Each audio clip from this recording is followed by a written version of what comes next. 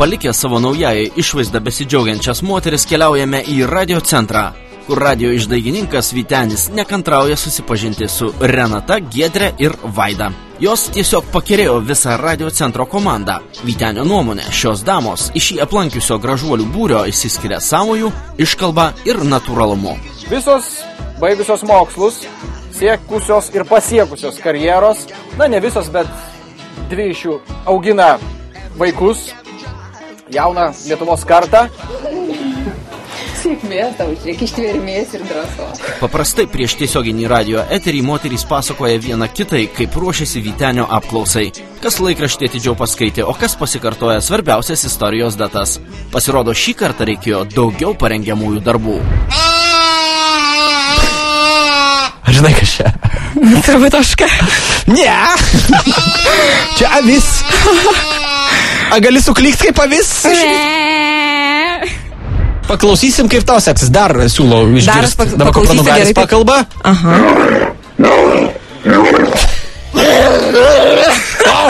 Geras, dar, žiūrėk.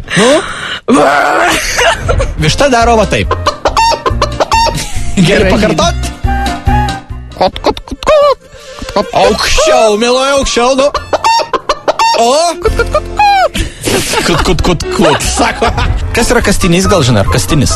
Kastinys tai žemaitiškas patiekalas, iš varškės, su dar kažko. Kas buvo toks legendinis Winstonas Churchillis. O Dieve, kokie šiandien vardai, kokie šiandieną žodžiai. Net pakilėjau, matau tave. Winstonas Tai jau tikrai žinai, nes taip nudžiugai. Tai? Tokia aš ir žurnalistė Vytenimą, tai nieko nežinau. Kas nukrenta ant žemės, meteoras ar meteoritas? Meteoritas. Iš kur žinai? Galūnė įtas, uždegimas asocijuojasi, bandau iš medicinos taikyti. Bliuks! Be žinių Vytenis nutarė patikrinti moterų sportinę formą. Vaidai, Renatai ir Giedrei buvo liepta apibėgti visai neseniai pasodintą laidos Atsibusk su Vyteniu parką ir aplenkti konkurentes. Bėgam! Viskas, finišas, laikas, bėgam! Gerai, bėgam! Finišas! Aplink parkelį greičiausiai skuodė Vaida. Jai nesutrukdė nei dalykinis kostiumėlis, nei elegantiški bateliai. Visgi, kurią viešinę paskelbti savo favorite, Vyteniui buvo nelengva nuspręsti. Ilgai svarstęs, jis savo simpatijas atidavė Giedrei. Tai buvo paskutinis Mrs. Lietuva dalyvių apsilankimas radio centre. Gražuolių ekspertų patapusiam Vyteniui geriausiai įspūdį iš visų dalyvių paliko Vilma, Sonata, Audronė, Inesa, Silvija ir, kaip minėjom, Giedrė. Ačiū radio centrui už visapusišką moterų žinių ir sąmojo patikrinimą.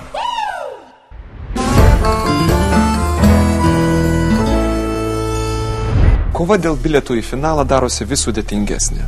Jūs pačios nekartą deklaravote, kad finale turi dalyvauti tik tai pačios verčiausios to, o balsuojate prieš tas merginas, kurios paprasčiausiai netapo jūsų draugėmis.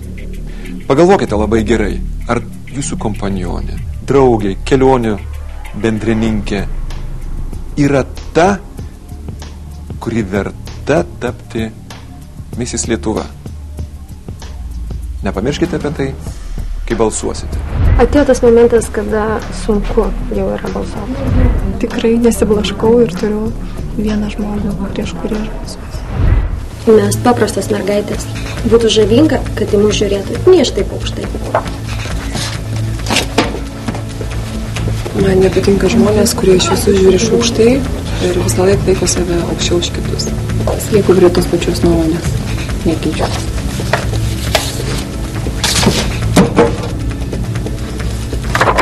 Manau, ši moteris turėtų būti elegantiškesnė, subtilesnė, švelnesnė.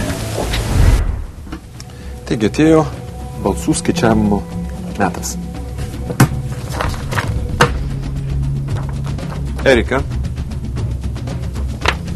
Dar kartą Erika. Kristina. Natalija. Dana. Ir Erika. Mielas mano, beveik vieninga jūsų nuomonė iš mūsų realybės šou pasitraukia šiandien Erika.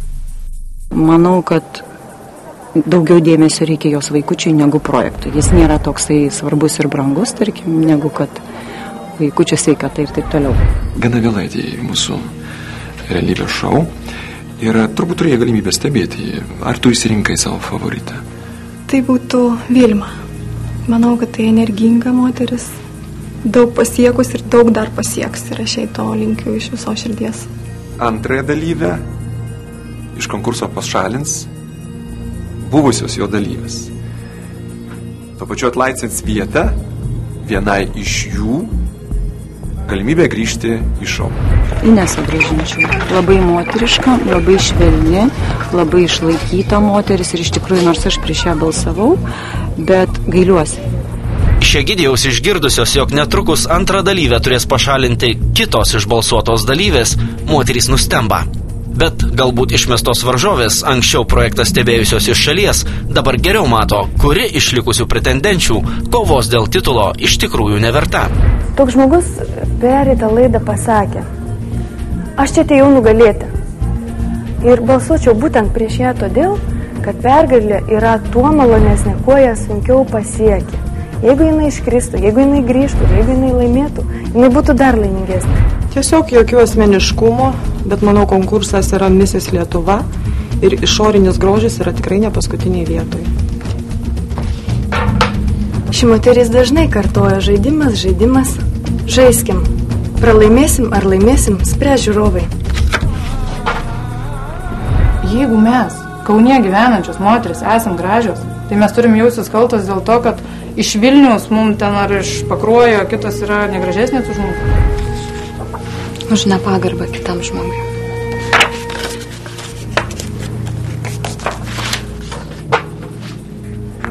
Aš noriu pakonkuruoti su šią moterim dėl išlikimo.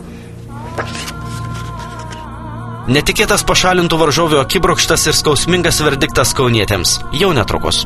Kodėl jūs taip reaguojat, kai kurios nors jums nepalankios dalyvės vardą parašo?